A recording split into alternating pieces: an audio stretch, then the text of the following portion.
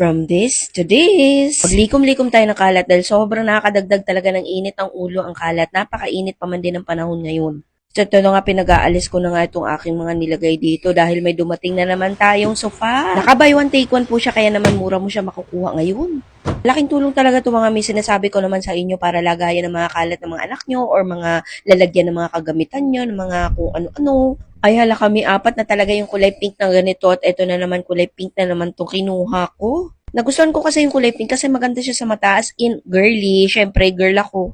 Kaya tamang-tama talaga, naka-buy one take one siya ngayon, kaya naman nakamura ako. Sa liit pa naman ng bahay na tinitirhan ko, mukhang mapupuno ko na siya ng parcel, kaya naman importante sa akin to para dito ko nalang itatambak yung mga parcel ko.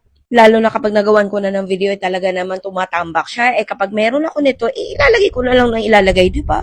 Maraming nagtatanong sa akin kung matibay ba raw ito. Ay hala kami, walang gamit na matibay sa taong burara. Masisira at masisira talaga to kung sisirain mo, syempre. Pero nung 2022 pa ako meron nito. Yung mga luma ko, hanggang ngayon nagagamit ko pa din siya. At buhay na buhay pa siya. Ang kagandahan din naman kasi dito, no? Pwede mo na din siyang ilagay sa sala para maging upuan. At syempre, para maging pahingahan mo na din kasi malambot po ito, para kang may kutsyon. Hindi lang po siya sofa, storage, pwede ka rin mag-relax dito, uy. Oh siya, naka-buy one take one siya ngayon, i-grab mo na. Iwan ko yung yellow basket ko. Bye!